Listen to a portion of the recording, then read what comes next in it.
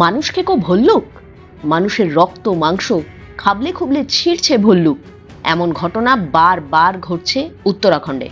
পরিসংখ্যান বলছে উত্তরাখণ্ডে 2000 সালের পর থেকে অন্তত 75 জন মানুষের মৃত্যু হয়েছে ভল্লুকের হামলায়, যার মধ্যে 2020 সালের পরে হামলার ঘটনাই বেশি। কেন ভল্লুক হঠাৎ এমন ভয়ঙ্কর রূপ নিল তা নিয়ে বিশেষজ্ঞরা মূলত 3টি কারণ তুলে ধরছেন। উত্তরাখণ্ডে ব্যাপক হারে বেড়েছে জনবসতি আর পর্যটন। জঙ্গল কেটে মানুষের বাসা বানানো হচ্ছে, গাছ কেটে ফেলায় খাদ্যের ঘাটতি ঘটছে ভল্লুকের। মূলত একা থাকতে পছন্দ করা ভারতীয় স্লথ বিয়ার আশেপাশে এত মানুষের অস্তিত্ব মেনে নিতে পারছে না বলেই হামলা চালাচ্ছে। এছাড়াও সম্প্রতি কয়েক বছর ধরে ভারতে বাঘের প্রজননে বেশি নজর দেওয়া হয়েছে, ফলে ভল্লুকের বসবাসের এলাকা বাঘেরা দখল করায় ভল্লুক মানুষের এলাকা দখল করতে চাইছে, এমনটাও মত বিশেষজ্ঞদের।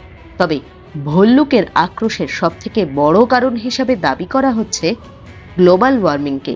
স্লথ বিয়ার বছরের একটা লম্বা সময় শীত ঘুমে থাকে, প্রবল তুষারপাতে এরা খাবার পায় না, ঠান্ডায় কষ্ট পাওয়ার থেকে গুহায় ঢুকে শক্তি সঞ্চয়ে বিশ্বাসী এরা।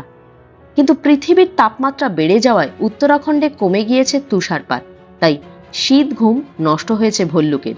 সেই সময়টায় তারা এসে গ্রামে হামলা চালাচ্ছে। আদতে যে মানুষকে ভল্লুক মারে তাদের তারা খায় না, কারণ ভল্লুক তৃণভোজী, মানুষ খেকো কখনোই নয়। পারিপার্শ্বিক পরিস্থিতির কারণে রাগে মানুষের উপর হামলা চালায় তারা। তার জন্যই এবার সরকারি নির্দেশ জারি হয়েছে, মানুষকে মেরে ফেলা ভল্লুককে গুলি করে মারবে মানুষই।